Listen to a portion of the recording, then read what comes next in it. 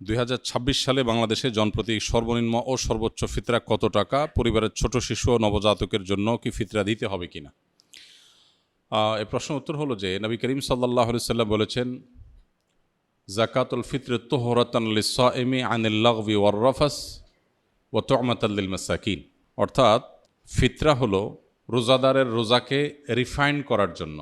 রোজাদার রোজা রেখে ভুল কিছু বলে ফেলে, অহেতুক কোনো কথা বলে ফেলে, কোনো কাজ করে থাকে যেটার ফলে রোজার গুণগত মান ক্ষুণ্ণ হয়, এ সকল ত্রুটি বিচ্যুতি থেকে রোজাকে পরিচ্ছন্ন এবং পবিত্র করবার জন্য ইসলাম ফিতরার বিধান দিয়েছে। এজন্য রমজান মাসের শেষে আমরা যে ফিতরা দিয়ে থাকি, সাদকায়ে ফিতর দিয়ে থাকি, এটা মূলত আমাদের পুরো মাসের রোজাটাকে পরিচ্ছন্ন করার জন্য, এটাকে অন্য সব ভুল ত্রুটি থেকে পবিত্র করে আল্লাহর কাছে গ্রহণযোগ্যতার উপযুক্ত করা, এটাই হলো এই ফিতরার অন্যতম উদ্দেশ্য। ফিতরার আরেকটা উদ্দেশ্য নবী সাল্লাল্লাহু আলাইহি ওয়াসাল্লাম বলেছেন, সেটা হলো তু'মাতাল লিল মাসাকিন, মিসকিনদের খাদ্য দান কর্মসূচি। পৃথিবীর ইতিহাসে এটাই সম্ভবত সর্বপ্রথম ব্যাপক এবং সমাজের সর্বস্তরের মানুষের জন্য, দুস্থ মানুষের জন্য খাদ্যদান কর্মসূচি। আজকের পৃথিবীতে বহু খাদ্যদান কর্মসূচি, কর্মবিনিময় খাদ্য, নানান প্রজেক্টের কথা আমরা জানি, কিন্তু ১৫০০ বছর আগে আল্লাহ নির্দেশে নবী করিম সাল্লাল্লাহু আলাইহি সাল্লাম রমজানের শেষে সকল রোজাদারদেরকে, সচ্ছল রোজাদারদেরকে যে ফিতরা দেওয়ার নির্দেশ করেছেন, এটার উদ্দেশ্যই হলো যে ঈদের একটি দিন অন্তত সকল অসহায়, দুস্থ, গরিব, অভাবী মানুষের বাসায় খাবারের ব্যবস্থা যেন থাকে। আজও পর্যন্ত পৃথিবীতে যত খাদ্যদান কর্মসূচি আছে, এর কোনোটিকে আল্লাহর দেওয়া ইসলামের এই ফিতরা ব্যবস্থাপনার সাথে কোনোভাবে তুলনা আপনি করতে পারবেন না। একযোগে গোটা বিশ্বের এত অভাবী মানুষের খাবার অন্য কোনো ইস্যুকে কেন্দ্র করে পৃথিবীর কেউ আজও পর্যন্ত দিতে পারেনি, যেটা রমজানকে ঘিরে ফিতরা কেন্দ্রিক খাদ্যদান কর্মসূচি মুসলমানরা গোটা বিশ্বব্যাপী করে থাকে।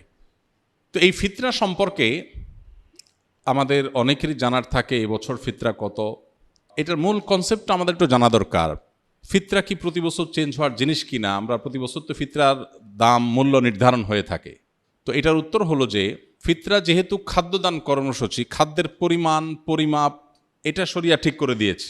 খাদ্যের মূল্য দিয়ে যদি ফিতরা আদায় করা হয়, তাহলে সেক্ষেত্রে খাদ্যের মূল্য তো উঠানামা করে, সেই হিসেবে ফিতরা কত হয় এক এক বছর এক একটা হতে পারে। নবী করিম সাল্লাল্লাহু আলাইহি সাল্লামের হাদিসে গম, আটা, যব, খেজুর, কিশমিশ এই সমস্ত খাবার দিয়ে মূলত ফিতরা দেওয়ার নির্দেশনা নবী সাল্লাল্লাহু আলাইহি সাল্লাম দিয়েছেন। এখন এই খাবার কি পরিমাণ দিতে হবে, এখানে আগের যুগে যে খাবার মাপার যে বিভিন্ন পাত্র ছিল, ধামা জাতীয় বিভিন্ন সাইজের, সেই পাত্রের পরিমাপের মধ্যেও একই পাত্র এক এক এলাকায় এক এক রকম ছিল। এরপর ভিত্তি করে সামান্য এদিক সেদিক একটু কম বেশি এর পরিমাপ এর ব্যাপারে ওলামাদের মত পার্থক্য আছে। তো আমরা যেহেতু ইস্যুতে সাধারণত যেটা সবাই করি, সতর্কতামূলকভাবে একটু বাড়িয়ে আমরা দিয়ে দিই। তো এই হলো ফিতরা ব্যবস্থাপনার মূল চিত্র। পরে এক সময় ফোকাহে কেরাম অনেকে গবেষণা করলেন যে নবী করিম সাল্লাল্লাহু আলাইহি সাল্লামের সময়কার পৃথিবীতে সাধারণত পণ্যের বিনিময়ে পণ্যের কেনাবেচা হতো, মুদ্রার বিনিময়ে পণ্যের কেনাবেচা খুবই কম হতো।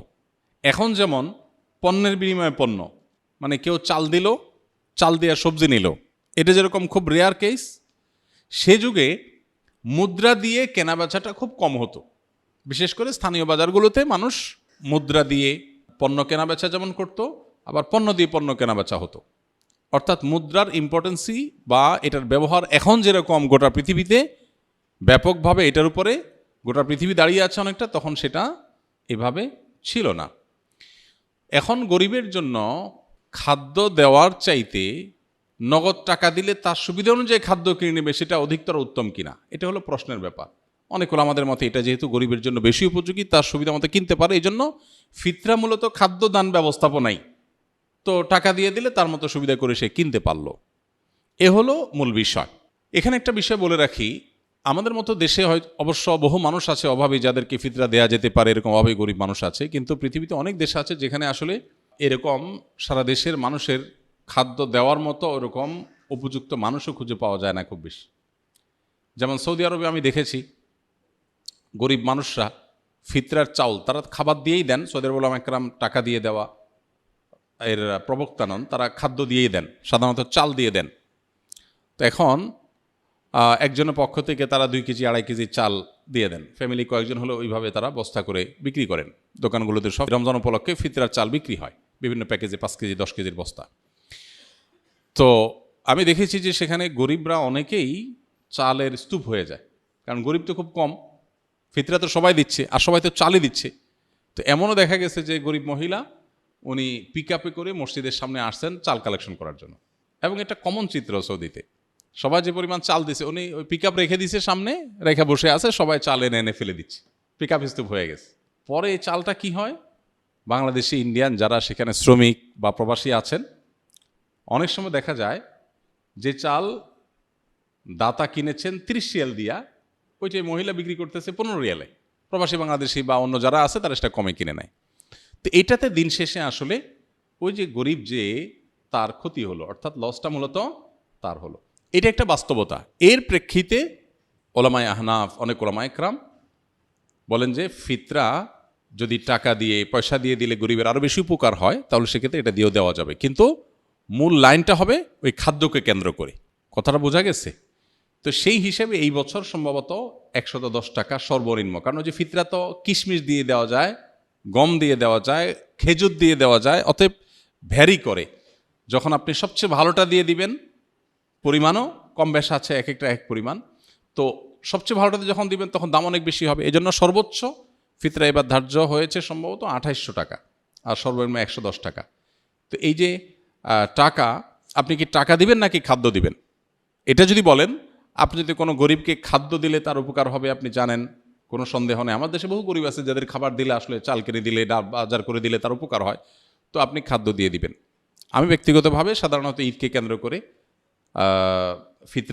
ফিতরার জন্য গরিব কোনো পরিবারকে সবার পক্ষ থেকে আমি চাল কিনে দিই, আর এক্সট্রা হিসেবে নিজে থেকে ঈদ উপলক্ষে আরও কিছু খাবার মুড়ি টুড়ি কিনে যাতে করে সুন্দর করে তারা খেতে পারে, এটা করি। এর শরীয়ত আমাকে শরীয়ত নির্দেশ দিয়েছে শুধুমাত্র আমাকে মৌলিক খাদ্য যে রেস্টটা দিতে, তার পাশাপাশি অন্য কিছু নফল হিসাবে আমি দেই, এটা আমার নিজস্ব চর্চা। বাট এটা নিয়ে যে পরিমাণ আমাদের মধ্যে আপনার বিতর্ক, বর্ষা এবং অনেক বেশি এটা নিয়ে আমাদের দেখা যায় পাল্টাপাল্টি বক্তব্য, এটা অনভিপ্রেত।